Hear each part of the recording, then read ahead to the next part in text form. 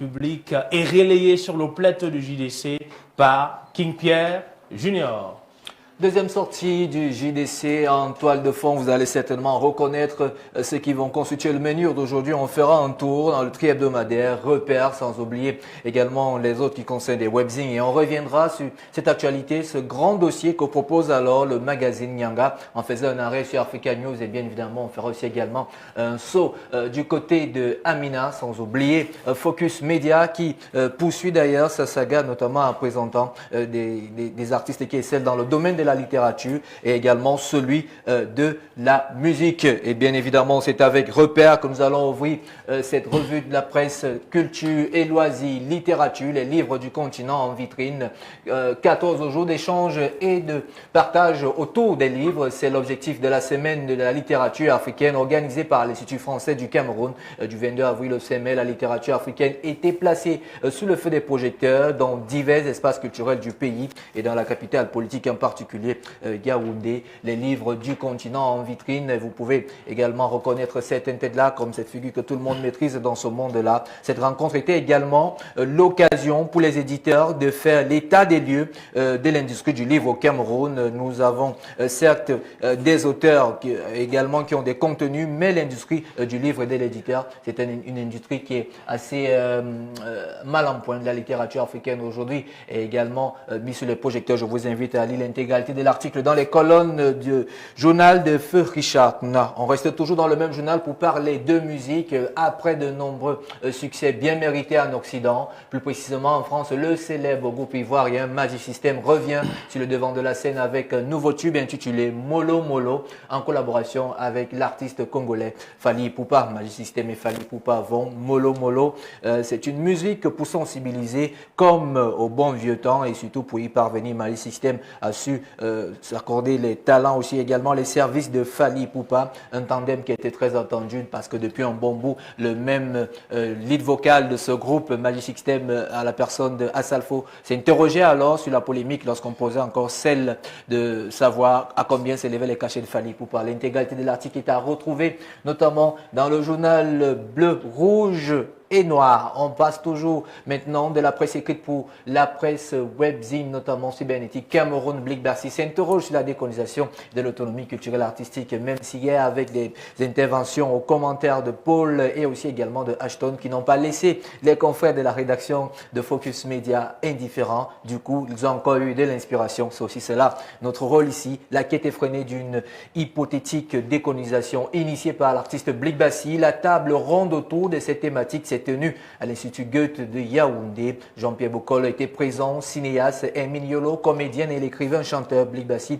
étaient des personnes ressources, historiens. On en parlait de ces historiens hier. Joseph Ouanatsama a modéré pendant plus de 2 heures cette activité intellectuelle inscrite dans le cadre de la promotion de l'album de 1858. Le théâtre est le reflet de la société. Je vous invite à lire l'intégralité de l'article et d'ailleurs la continuité de ce que vous avez pu avoir hier. Toujours. Et puis on va un peu plus loin, toujours dans le même article, le théâtre qui également ce qui inspire, mais le cinéma, c'est la vie, c'est tous les jours. Le 7e art, ceci de particulier qu'il divertit, les images peuvent aveugler un peuple et dissimer un petit peu à petit feu. Également une automisation précaire des artistes arséviques. La musique est une forme de thérapie et notamment Blick Bercy nous fait comprendre, laisser les gens parler, s'exprimer, se faire entendre, partager avec les autres. On reste toujours dans Focus Media, on va immigrer de la musique pour la littérature avant encore Jamal Cameroun, assignation tout à supporter est un piège pour la femme Peul, les 2 ouvrages dont tout le monde maîtrise déjà les tout premiers. Le premier qui est paru aux éditions Proximité, Mounial, les lames de la patience et également les impatiences. L'auteur Gilles Nobissi a voulu jouer notamment avec ces mots. Vous voyez là de la patience et là vous avez impatiente pour dire que Djali a joué avec les mots pour défendre justement cette zone-là. Plume engagée, Djali Amadou Amal opère sans anesthésie la société sahélienne dont elle est originaire. Sentant le succès venir, François Ekeme, promoteur de la maison d'édition locale Proximité. On parlait des éditeurs tout à l'heure, notamment avec le hebdomadaire Repères. Voilà encore également que c'est évoqué ici dans ce même article, les passes d'armes entre éditeurs camerounais et français, puisqu'on en parle aujourd'hui. Une véritable prise de conscience contre les violences conjugales.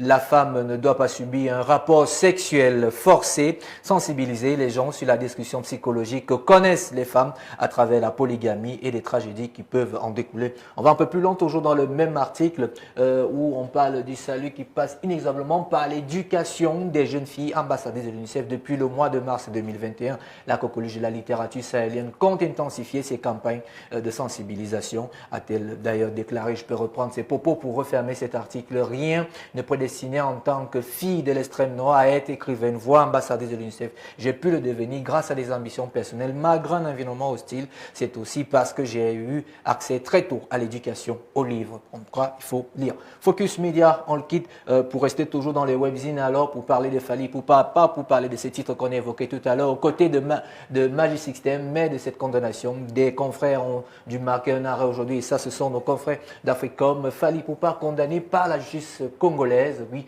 le chanteur de nationalité congolaise Fally Ipupa fait de nouveau parler de lui sur la toile, et ce depuis qu'il a été condamné par la justice de son pays à payer des dommages et intérêts à hauteur de 50 000 $ à l'un de ses doyens de la musique, Fally Ipupa, condamné pour plagiat. C'est vrai que dans le même article, s'il y a un arrêt, aujourd'hui, certains se posent la question de savoir pourquoi cette somme n'a pas été mise en francs CFA, pourquoi en dollars, et également connaître le nom de celui qu'on accuse Fally d'avoir plagié, et d'autres que Sadiki Moukadiloa, l'un des aînés de la musique. Celui-ci reproche à la star internationale d'avoir copié son œuvre audio Lukata Monime sans avoir obtenu au préalable son autorisation. L'intégralité de l'article est à retrouver sur www.africom. D'ailleurs, merci encore à ses confrères pour cet arrêt. On poursuit notamment cette revue et puis on file direct dans Cameroun Tribune. Vous vous souvenez encore de cet article-là qui traitait le dossier des fidélités, surtout des femmes qui se bagarrent. Et puis dans le même dossier de Nyanga aujourd'hui, vous avez également des titres que vous pouvez retrouver. Opération élimination de la concurrence. Il s'agit ici de la concurrence féminine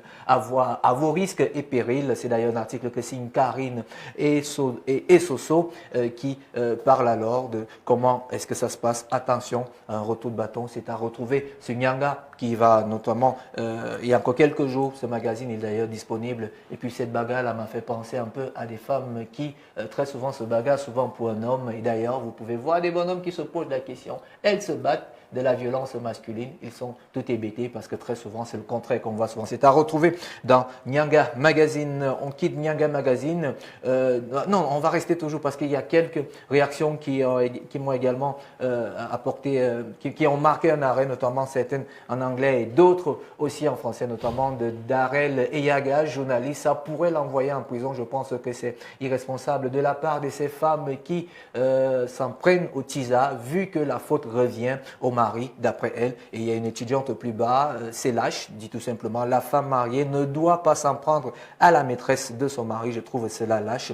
Il y a quelques autres réactions là. Il y a également la réaction de cet homme qui dit qu'au fait, c'est une preuve du vrai amour. Si une dame venait à lutter pour vous, je crois que cette réaction-là va de pair, notamment avec Essama qui se trouve derrière la caméra. Alors ça, c'est sûr, on va quitter le dossier de Nyanga Magazine pour faire un arrêt avec nos confrères d'Africa News et des artistes noirs à l'assaut des records de vente aux enchères, longtemps sous-estimés, voire ignorés. Les peintres afro-américains ont désormais toute l'attention du marché de l'art. Des records devraient tomber aux grandes enchères du printemps à New York. 2 étoiles, Jean-Michel Basquiat estimé à 50 millions de $. Je vous laisse faire le calcul. Seront d'affiches et des 2 principales ventes aux enchères. Cette semaine, Robert Colesco devrait déculper de son record actuel et dépasser peut-être les 10 millions de $. L'intégralité de l'article est à retrouver sur Africa News et on peut dire d'ailleurs que cela vient de la vie générale du mouvement citoyen après la mort de George Floyd. Lui, on parlera de lui. Et puis également, parmi les personnes qui ont amené à ce que ces mouvements soient en avant, il y a Jay-Z qui revient, il y a Pharrell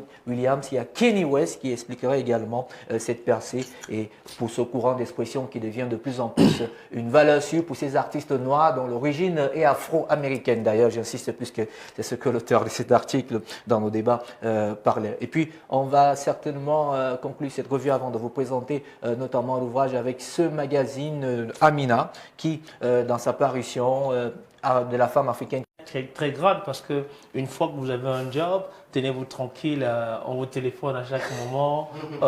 Est-ce qu'on peut s'en sortir? C'est difficile de s'en sortir si on se base uniquement avec son salaire. Ben oui, si on se base sur